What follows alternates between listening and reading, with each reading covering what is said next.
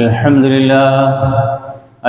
لله نحمده ونستعينه ونؤمن به ونتوكل عليه ونعوذ بالله من شرور أنفسنا ومن سيئات أعمالنا من يهده الله فلا مضل له ومن يضلل فلا هادي له وأشهد أن لا إله إلا الله وحده لا شريك له وأشهد أن محمدًا عبده ورسوله هو الذي أرسل رسوله بالهدى ودين الحق ليظهره على الدين كله وكفى بالله شهيدا اللهم صل على محمد وعلى آل محمد كما صليت على إبراهيم وعلى آل إبراهيم وبارك على محمد وعلى آل محمد كما باركت على إبراهيم وعلى آل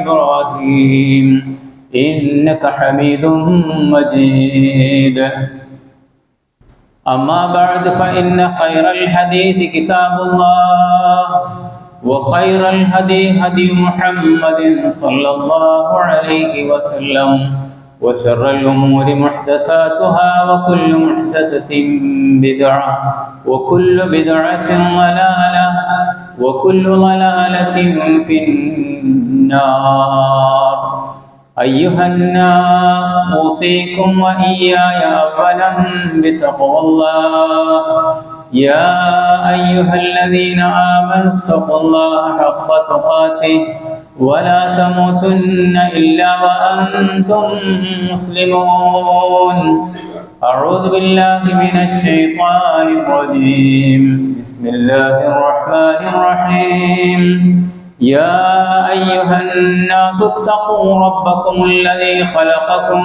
من نفس واحدة وخلق منها زوجها وبث منهما رجالا كثيرا ونساء واتقوا الله الذي تساءلون به والأرحام إن الله كان عليكم رقيبا بسم الله الرحمن الرحيم لن تنالوا البر حتى تنفقوا مما تحبون وما تنفقوا من شيء فإن الله به عليم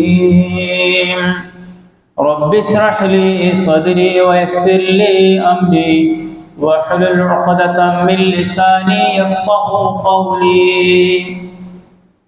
ബഹുമാന്യ മുഅ്മിനീകളെ മുഅ്മിനാത്തുകളെ അല്ലാഹുവിനെ സൂക്ഷിച്ചുകൊണ്ട് ജീവിക്കണേ എന്ന് പ്രത്യേകം വസിയത്ത് ചെയ്യുന്നു, ഉപദേശിക്കുകയാണ്.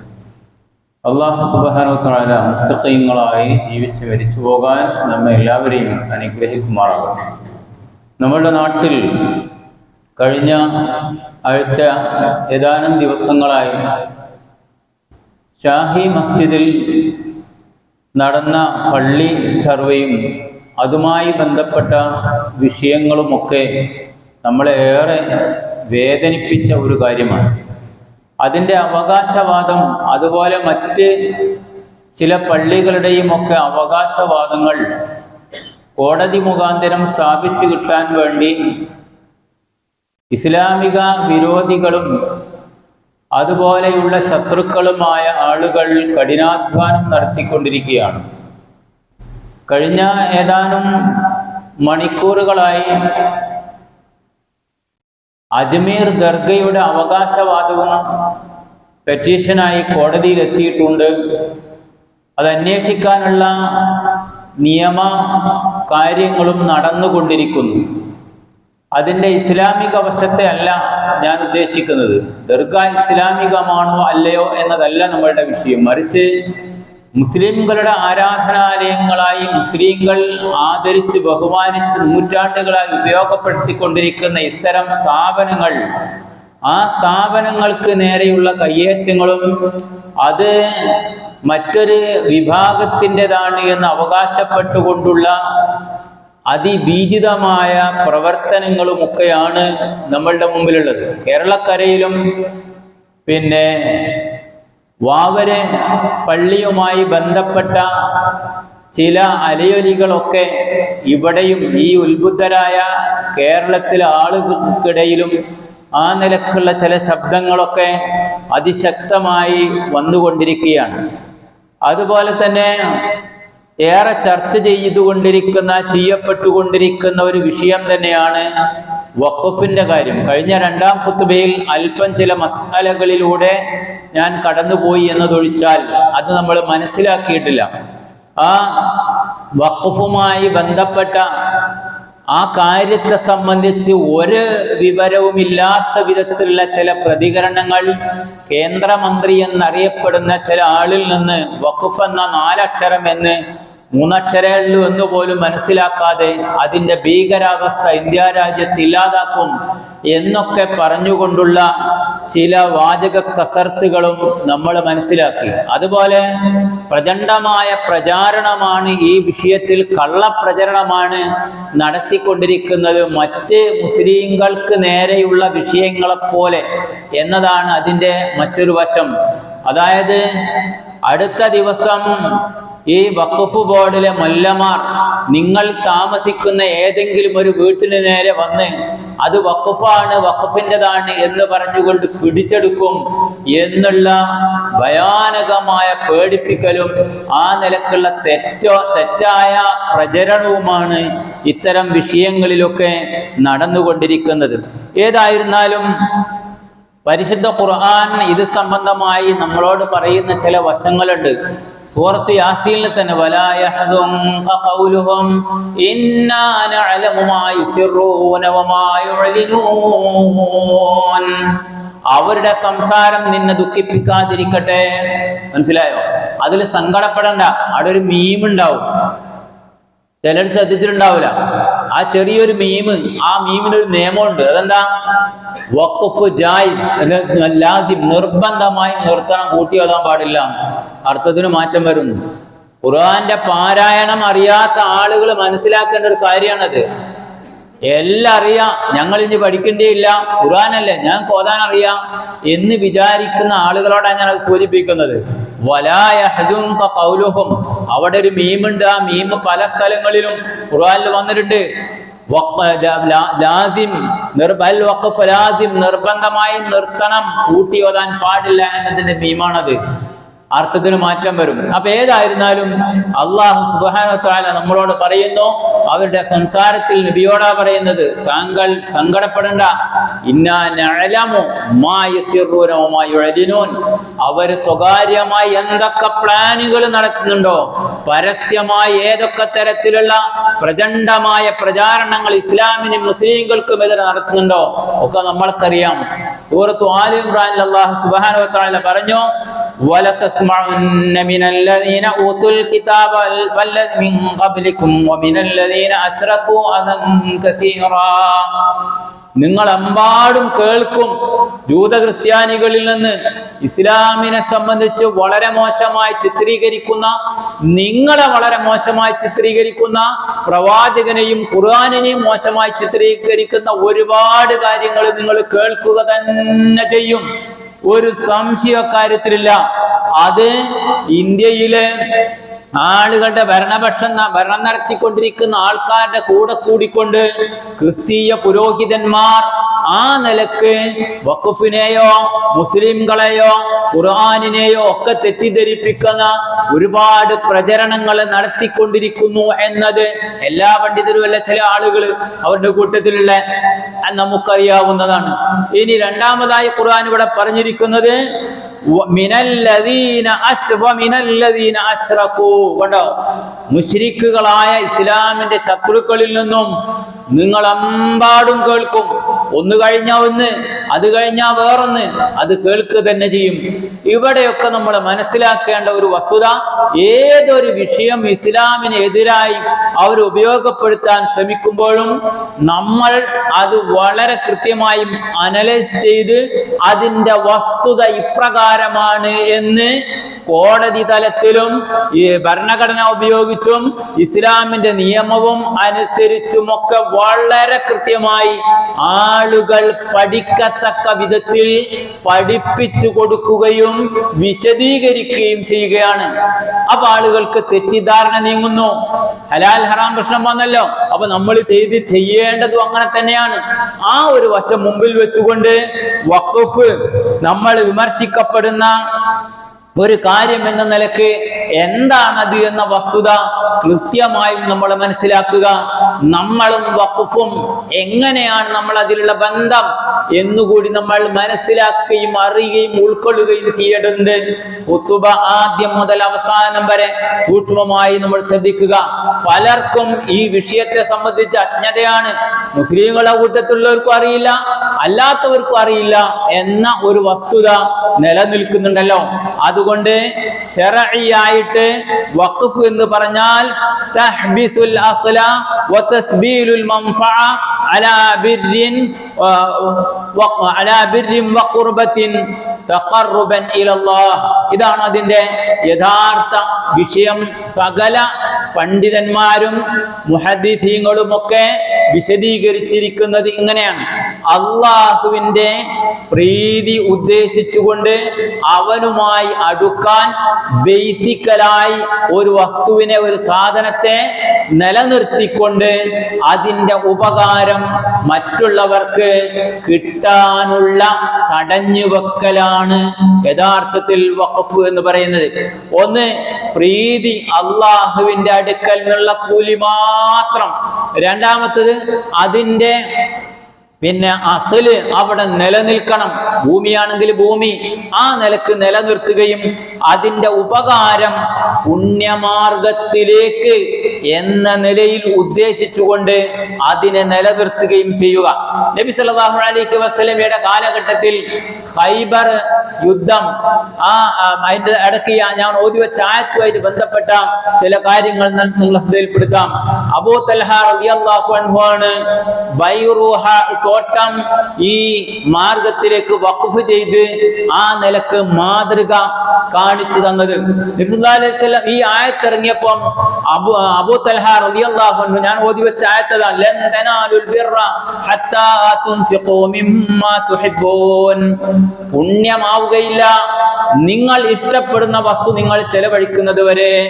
വമാ തുൻഫിഖൂ മിൻ ശൈഇൻ ഫഇന്നല്ലാഹ ബിഹി അലീം. നിങ്ങൾ ഏതൊരു കാര്യം ചെലവഴിക്കുന്നുവോ അള്ളാഹു അതിനെ സംബന്ധിച്ച് അറിയുന്നവരാണ്. ഈ ആയത്ത് ഇറങ്ങിയപ്പോൾ റസൂലുള്ളാഹി സ്വല്ലല്ലാഹു അലൈഹി വസല്ലമയോട് അബൂ തൽഹ റളിയല്ലാഹു അൻഹു പറഞ്ഞു, അള്ളാഹുവിന്റെ പ്രവാചകരെ, മദീന പള്ളിയുടെ തൊട്ട് മുമ്പിൽ എനിക്ക് ഏറ്റവും ഇഷ്ടപ്പെട്ട പല തോട്ടങ്ങളുമുള്ള കൂട്ടത്തിൽ ഈ തോട്ടമുണ്ടല്ലോ, ബൈറൂഹ തോട്ടം, അതാണ് ഞാൻ അള്ളാഹുവിന്റെ മാർഗത്തിൽ നീക്കി വെക്കാൻ ഉദ്ദേശിക്കുന്നത്. ഏറ്റവും ഇഷ്ടപ്പെട്ട നബി സല്ലല്ലാഹു അലൈഹി വസല്ലം അവിടെ പോയി ഈത്തപ്പഴം കഴിക്കുകയോ അവിടുത്തെ വെള്ളം ഉപയോഗിക്കുകയോ ചെയ്തുകൊണ്ടിരുന്ന ആ തോട്ടം അള്ളാഹുവിന്റെ മാർഗത്തിൽ ദാനം ചെയ്യാൻ ഞാൻ ഉദ്ദേശിക്കുന്നു എന്ന്.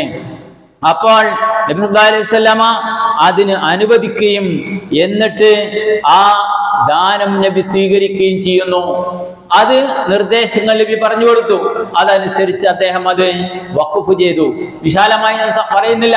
രണ്ടാമത്തെ ഒരു സംഭവം, ഖൈബർ യുദ്ധം. അത് കഴിഞ്ഞ ഉടനെ, അതുവരെ മുസ്ലിങ്ങളുടെ ദാരിദ്ര്യത്തിന്റെ വളരെ പ്രയാസത്തിന്റെ കാലഘട്ടങ്ങളിലൂടെയാണ് മദീനയിൽ മുസ്ലിങ്ങൾ കഴിഞ്ഞു പോയിട്ടുള്ളത്. അപ്പം ഖൈബർ യുദ്ധത്തിന് ശേഷം കിട്ടിയ ഒരുപാട് അനന്തര മുതൽ യുദ്ധത്തിൽ പങ്കെടുത്ത ആളുകൾക്ക് നബി സല്ലല്ലാഹു അലൈഹി വസല്ലം വിഹിതം വെച്ചു കൊടുത്തു.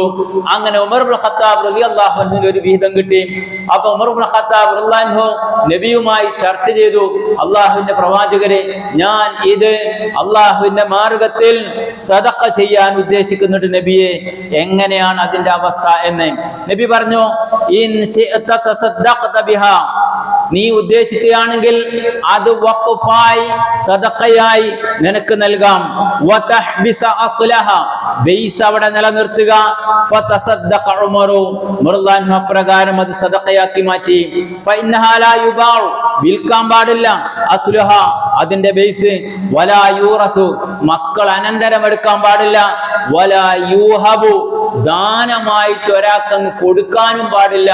ആ രൂപത്തിൽ അതിന്റെ ഉപകാരം കാലങ്ങളോളം നിലനിൽക്കത്തക്ക വിധത്തിൽ അതിനെ അടിസ്ഥാനപരമായ നിലയിൽ നിലനിർത്തിക്കൊണ്ട് ഉപകാരം ജനങ്ങൾക്ക് ലഭിക്കത്തക്ക വിധത്തിൽ നീക്കിവെക്കലാണ് എന്ന്. മറ്റൊരു സംഭവം, ജൂതന്മാരായ ആളുകൾ, ജൂതന്മാരിൽപ്പെട്ട ഒരാൾ, അയാളുടെ കൈവശം മദീനയിലുണ്ടായിരുന്ന ഒരു റോമ അറിയപ്പെട്ടിരുന്ന റോമ കിണർ, ആ കിണറ് ആ ജൂതൻ അതിൽ നിന്നുള്ള വെള്ളം മുസ്ലിംകൾക്ക് കാശിന് വിൽക്കുകയായിരുന്നു ചെയ്തിരുന്നത്. അപ്പൊ നബി സല്ലല്ലാഹു അലൈഹി വസല്ലം ചോദിച്ചു, ആരാണ് അത് വിലക്ക് വാങ്ങി ദാനം ചെയ്യാൻ തയ്യാറുള്ളത് എന്ന്. അപ്പോൾ ഉസ്മാൻ ഇബ്നു അഫ്ഫാൻ റളിയല്ലാഹു അൻഹു അയാളുമായി സംസാരിക്കുകയും റസൂലെ ഞാൻ അത് വാങ്ങാൻ തീരുമാനിക്കുകയും ചെയ്തു. അങ്ങനെ പകുതി വാങ്ങി. അങ്ങനെ മാസങ്ങൾ പിന്നിട്ടപ്പം, ദിവസങ്ങൾ പിന്നിട്ടപ്പോൾ അത് ഫുള്ള് വാങ്ങിക്കൂടെ എന്ന ജൂതന്റെ ചോദ്യത്തിന് അതെ എന്ന് പറഞ്ഞുകൊണ്ട് ഉസ്മാൻ ഇബ്നു അഫ്ഫാൻ റളിയല്ലാഹു അൻഹു ബാക്കിയും കൂടി 30,000, അതാണ് ഹദീസിൽ പറഞ്ഞത്, 30,000 ദിർഹം കൊടുത്തുകൊണ്ട് 30,000 ദിർഹം കൊടുത്തുകൊണ്ട് അദ്ദേഹം വാങ്ങുകയും അള്ളാഹുവിന്റെ മാർഗത്തിൽ അത് സദഖയായി ആർക്ക് വേണമെങ്കിലും വെള്ളം കുടിക്കാം എന്ന നിലയിൽ അത് വഖഫായി നിലനിർത്തുകയും ചെയ്തു. ഇനി ജാബിർ റളിയല്ലാഹു അൻഹു ഉദ്ധരിക്കുന്ന ചില വശങ്ങൾ നമുക്ക് കാണാം. ഖാല ജാബിർ റളിയല്ലാഹു അൻഹു മാ അലമ അഹദുൻ കാന ലഹു മിൻ മാലിൻ മിനൽ മുഹാജിരിന വൽ അൻസാർ, മുഹാജിറുകളെയും അൻസാറുകളെയും സമ്പത്തിൽപ്പെട്ട ഒരു സമ്പത്തുമില്ല ഇല്ലാ ഹബസ മാലൻ മിൻ മാലിഹി സദഖതൻ മുഅക്കദതൻ, അവരിൽപ്പെട്ട കഴിവുള്ള ആളുകളിൽ അധിക പേരും അതിൽ നിന്ന് വഖഫ് കൊടുത്തിട്ടല്ലാതെ എന്ന്. എല്ലാവരും, സമ്പത്തുള്ള ആളുകളെല്ലാം അതിൽ താല്പര്യം കാണിച്ചിരുന്നു, പണമുള്ളവർ അത് ചെയ്യാത്തവരായിട്ട് ഉണ്ടായിരുന്നില്ല എന്ന്. ഇനി നമ്മളൊക്കെ കേട്ട ഒരു ഹദീസും ഇതിന്റെ കൂടെ നമ്മൾ മനസ്സിലാക്കുക. അതെന്താ? ഇദാ മാതബിന ആദമ ഇൻഖത അമലുഹു ഇല്ലാ മിൻ സലാസ് എന്ന് പറഞ്ഞിരിക്കുന്ന 3 കാര്യം അവശേഷിക്കും. ഒരാൾ മരിച്ചാൽ അതൊരു സദഖത്തുൻ ജാരിയ എന്ന് പറഞ്ഞല്ലോ. അത് ഈ സദഖ ഇതുപോലെയുള്ള വഖഫിനെയാണ് ഉദ്ദേശിക്കുന്നത്. ഞാനത് വിശദീകരിക്കുകയല്ല. ഇപ്പൊ ചുരുക്കത്തിൽ നല്ല എല്ലാ കാര്യങ്ങൾക്കുമാണ്, ഭീകരതക്ക് വേണ്ടിയല്ല, വേണ്ടാത്തതിനു വേണ്ടിയല്ല, നല്ല എല്ലാ കാര്യങ്ങൾക്കും, പള്ളിയാകാം, മദ്രസയാകാം, അതുപോലെ തന്നെ ട്രസ്റ്റുകൾ, പാവപ്പെട്ട ആളുകൾക്ക് ഭക്ഷണമോ വസ്ത്രമോ മരുന്നിനുള്ള കാശുകളോ ലഭിക്കത്തക്ക വിധത്തിൽ ട്രസ്റ്റുകൾ ഉണ്ടാക്കി കുറെ ആളുകൾ കൂടി അതിൽ ബിൽഡിങ്ങിന്റെ വരുമാനമായിട്ടോ മറ്റോ ലഭിക്കുന്നത് വഖഫാക്കി നിർത്താം. കേരളത്തിൽ കൊച്ചിയിലൊക്കെ ഇന്നും ഒരുപാട് ദരിദ്രരായ ആളുകൾക്ക് മരുന്ന് വാങ്ങാൻ, അതുപോലെ ജീവിത മാർഗത്തിനു വേണ്ടി മഈശത്ത് എന്ന നിലക്ക് മാസത്തിൽ പ്രയാസപ്പെടുന്ന ആളുകൾക്ക് ആ ട്രസ്റ്റിന്റെ കീഴിൽ ഓരോ മാസവും സമ്പത്ത് ജീവിത മാർഗമായി നൽകിക്കൊണ്ടിരിക്കുന്നുണ്ട്, ഇന്നും നൽകിക്കൊണ്ടിരിക്കുന്നുണ്ട്. അങ്ങനെ മനുഷ്യോപകാരപ്രദമായ ഏതൊരു കാര്യത്തിനും ചെലവഴിക്കാം, വഖഫാക്കി നിർത്താം. സഹാബത്തിന്റെ കാലത്ത് നബി സല്ലല്ലാഹു അലൈഹി വസല്ലമയും സഹാബത്തും ഒക്കെ നമ്മളെ പഠിപ്പിച്ചു തന്ന വശങ്ങൾ പരിശോധിച്ചാൽ മൃഗങ്ങൾക്കോ അതുപോലെ ജീവികൾക്കോ തന്നെ ഉപകാരപ്രദമായ നിലയിൽ വഖഫാക്കി ഭൂമിയോ സസ്യലതാദികളോ ഒക്കെ തന്നെ നിലനിർത്തി വഖഫാക്കി ദാനം ചെയ്യാം. അതും ചെയ്തിട്ടുണ്ട്. അപ്പൊ നിങ്ങൾ ചിന്തിച്ചു നോക്ക്, അത്ര കൃത്യമായും എല്ലാവർക്കും ഉപകാരപ്രദമായ, പ്രകൃതിയിലെ ജീവികൾക്കടക്കം ഉപകാരപ്രദമായ ഈ വിഷയത്തെയാണ് കിരാതവൽക്കരിക്കുന്നത് എന്നത് എത്രമാത്രം ലജ്ജാകരമാണ്, എത്ര മാത്രം അപകടകരമാണ്. നിങ്ങൾ ചിന്തിച്ചു നോക്ക്. ചില നിബന്ധനകളുണ്ട്. ഒന്ന്, പൂർണ്ണമായ ഉടമസ്ഥാവകാശം. എന്റെ സ്വത്ത് എനിക്ക് സദഖയായി അല്ലെങ്കിൽ വഖഫായി നൽകാം. അതിന്റെ പൂർണ്ണമായ അവകാശം എനിക്കുണ്ടായിരിക്കണം. ഇനി അതേപോലെ തന്നെ ആ വഖഫ് ആകുന്നതോടുകൂടെ പിന്നെ അതിന്റെ ഉടമസ്ഥാവകാശം നഷ്ടപ്പെട്ടു പോകും. അത് എന്തിനാണോ വഖഫ് ചെയ്തത് ആ മാർഗത്തിൽ നിലനിൽക്കുക എന്നത് മാത്രമേ ഉള്ളൂ. പിന്നെ അത് തിരിച്ചെടുക്കാൻ പറ്റൂല എന്ന്. എന്നാൽ അതേപോലെ തന്നെ ക്രയവിക്രയം നടത്തുക, അത് അനന്തരമെടുക്കുകയില്ല എന്നതുപോലെ തന്നെ എൻ്റെ മക്കൾക്കോ വഖഫ് ചെയ്ത ആളുടെ കുടുംബത്തിലെ രക്തബന്ധുക്കൾക്കോ ഇയാളെ മരണശേഷം അത് അനന്തര സ്വത്തായി എടുക്കാനും പാടില്ല. അവരുടെ ഇഷ്ടത്തിനനുസരിച്ച് അതിലുള്ളത് ക്രയവിക്രയം നടത്തി കൈകാര്യം ചെയ്ത് ഉപയോഗിക്കാനും പാടില്ല. ഇതാണ് അതിന്റെ നിയമം എന്ന് പറഞ്ഞിരിക്കുന്നത്. അതുപോലെ തന്നെ ഈ ഇഷ്ടമുള്ള ആൾ ഇത് കൈകാര്യം ചെയ്യാൻ ആരാണോ അർഹനായ ആള് എന്ന നിലക്ക് വാഖിഫായ വഖഫ് ചെയ്യുന്ന ആൾക്ക് ആളെ നിയോഗിക്കാം. കമ്മിറ്റി ആണെങ്കിൽ കമ്മിറ്റി, ഒരു വ്യക്തിയാണ് കൈകാര്യം ചെയ്യുന്നതെങ്കിൽ ആ വ്യക്തി അയാൾ ഇത് നടത്തിക്കൊണ്ടു പോകുന്ന ആളുകൾ ദീനിയായ ആൾക്കാരായിരിക്കണം എന്നതാണ് കഴിഞ്ഞ ആഴ്ച ഞാൻ സൂചിപ്പിച്ചിരുന്നു. അതിന് മറ്റൊന്ന് പിന്നെ നമ്മൾ വഖഫ് ചെയ്യുന്ന വസ്തു നല്ലതായിരിക്കണം. ഇന്നല്ലാഹ തയ്യിബുൻ ലാ യഖബലു ഇല്ല തയ്യിബ, നല്ലതല്ലാതെ അള്ളാഹു സ്വീകരിക്കുകയില്ല. അതാണ് മിമ്മാ തുഹിബ്ബൂ എന്ന് പറഞ്ഞത്. നിങ്ങൾ ഇഷ്ടപ്പെട്ടത് നിങ്ങൾ വഖഫായി നല്ലതായി ചെലവഴിക്കാവൂ എന്നത്. ഇനി അതേപോലെ തന്നെ വഖഫ് നമ്മള് ജീവിച്ചിരിക്കുമ്പോഴുമാകാം, മരിച്ചതിന് ശേഷം കിട്ടണം എന്ന നിലയിലും വഖഫ് ആകാം. അപ്പം മരിച്ചതിന് ശേഷം എൻ്റെ സ്വത്തിലെ ഇത്ര ലക്ഷം ഇന്ന ആൾക്ക് ഇന്ന പള്ളിക്ക് ഇന്ന കാര്യത്തിന് വഖഫാക്കി ഞാനിതാ വസിയത്ത് ചെയ്യുന്നു എന്ന നിലയിൽ ഒരാൾക്ക് വസിയത്ത് ചെയ്യാം. എന്നാൽ അതിനൊരു കണ്ടീഷൻ ഉണ്ട്. അതെന്താ? രണ്ടാളുകളെ സാക്ഷി നിർത്തിക്കൊണ്ടായിരിക്കണം വഖഫ് ചെയ്യേണ്ടത്. അതുപോലെ തന്നെ ആ സാക്ഷി ഇല്ലാത്ത അവസ്ഥ ഉണ്ടായാൽ തർക്കങ്ങളും പ്രശ്നങ്ങളും ഉണ്ടാകും. ഇപ്പൊ ചില മക്കള് വാപ്പ എന്നോട്, മൂത്ത മകൻ പറയുന്നു, വാപ്പ എന്നോട് പറഞ്ഞിട്ടുണ്ട് ഈ സ്വത്തിൽ ഇത്ര പള്ളിക്ക് കൊടുക്കണമെന്ന്. അപ്പം വാപ്പ മരണപ്പെട്ടു, വസിയത്ത് രേഖപ്പെടുത്തിയിട്ടില്ല, മക്കള് തമ്മിൽ പ്രശ്നമായി. ഞങ്ങളോടൊന്നും വാപ്പ പറഞ്ഞിട്ടില്ലല്ലോ, അതുകൊണ്ട് ഇയാൾ പോലെ ആണയിട്ട് പറഞ്ഞു. അല്ല, വാപ്പ അങ്ങനെ പറഞ്ഞിട്ടുണ്ട്, നിങ്ങൾ തരില്ല എങ്കിൽ എന്റെ ഓഹരിയിൽ നിന്ന് ഞാൻ കൊടുത്തോളാം. ആ ഒരു സാഹചര്യം ഇല്ലാതാകാൻ വേണ്ടി വസിയത്ത് രേഖയാക്കുക എന്നും ഇബ്നു ഉമർ റളിയല്ലാഹു അൻഹു വല്ല വസിയത്തുമുണ്ടെങ്കിൽ അത് ഒരു ദിവസം പോലും താമസിപ്പിക്കാതെ എഴുതി രേഖയാക്കി തലയണക്ക് ചുവട്ടിൽ വെക്കുകയും ചെയ്യാറുണ്ടായിരുന്നു എന്ന് ഹദീസുകളിൽ കാണുന്നുണ്ട്. അതിന്റെ അർത്ഥം എന്താ? എപ്പോഴാണ് പടച്ചവന്റെ വിളിയായിട്ട് തിരിച്ചു പോകേണ്ടി വരിക എന്ന് പറയാൻ പറ്റില്ല. അത്തരം കാര്യങ്ങളൊക്കെ വൈകാതെ തന്നെ എത്രയും വേഗം രേഖയാക്കണം എന്നർത്ഥം.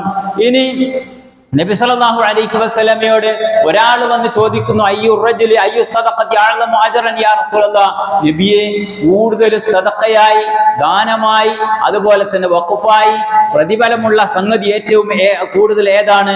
ഖാല അൻ തസദ്ദഖ വ അൻത സഹീഹുൻ ശഹീഹുൻ, നീ പിശുക്കനും ആവശ്യമുള്ളവനുമാകുന്ന ആ ജീവിച്ചിരിക്കുന്ന കാലത്ത് നീ കൊടുക്കുന്ന സദഖയാണ്, നീ കൊടുക്കുന്ന വഖഫാണ് ഏറ്റവും അഫ്ളൽ.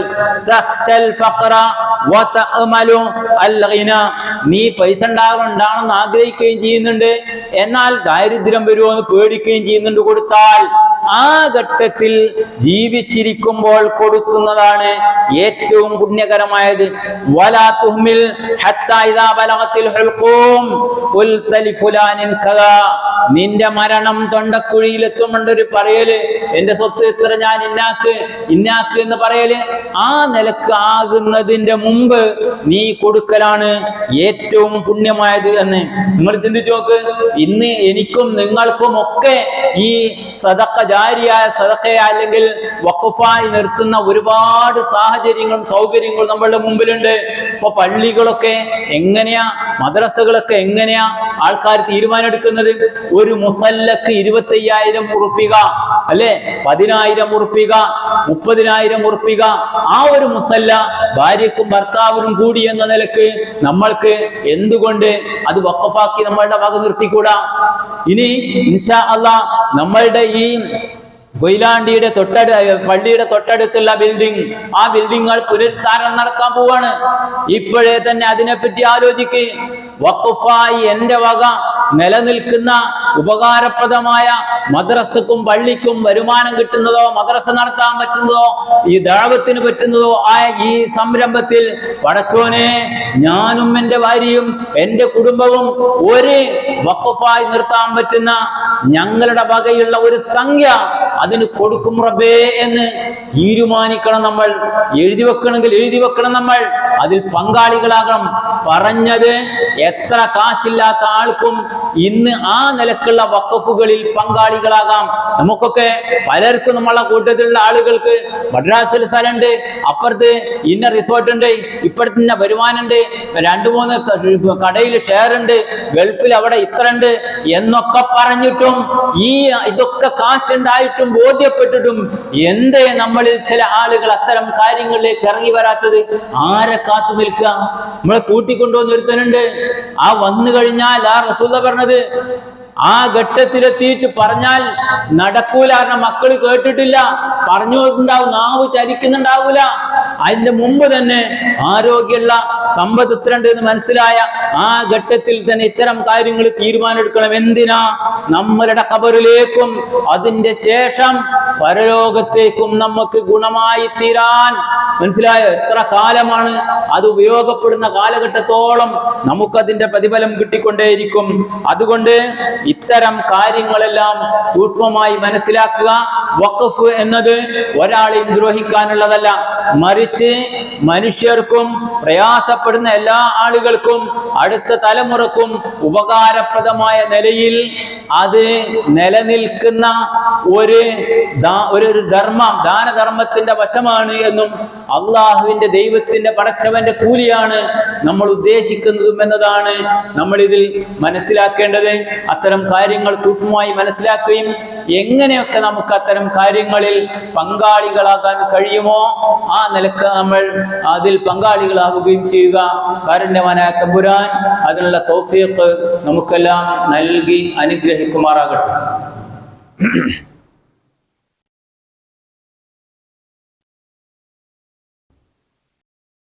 അൽഹംദുലില്ലാഹ് നഹ്മദുഹു വനസ്തഈനുഹു വനുഅ്മിനു ബിഹി വനതവക്കലു അലൈഹി. അല്ലാഹുമ്മ സ്വല്ലി അലാ മുഹമ്മദ് വഅലാ ആലി മുഹമ്മദ്. അയ്യുഹന്നാസ് ഊസീകും സാനിയൻ വഇയ്യായ ബിത്തഖ്വല്ലാഹ്.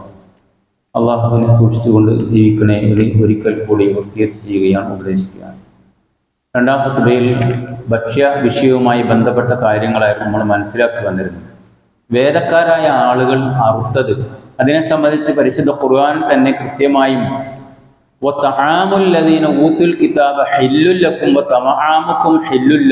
എന്ന് പ്രത്യേകം പറഞ്ഞിട്ടുണ്ട്. ഗ്രന്ഥം നൽകപ്പെട്ട ജൂത ക്രിസ്ത്യാനികളായ ആളുകൾ അവരുടെ ഭക്ഷണങ്ങൾക്ക് അനുവദനീയമാണ്, നിങ്ങളുടെ ഭക്ഷണം അവർക്കും അനുവദനീയമാണ്. ഈ ആയത്തിന്റെ തഫ്സീറിൽ ഇബ്നു അബ്ബാസ് റളിയല്ലാഹു അൻഹു പറഞ്ഞിരിക്കുന്നത് തആമുഹും ഔ തആമു ദബാഇഹിം, അവരുടെ ഭക്ഷണം, അതായത് അവരറുത്ത ജൂത ക്രിസ്ത്യാനികളായ ആളുകൾ അറുത്ത ഉരുവിന്റെ മാംസം അനുവദനീയമാണ് എന്നും.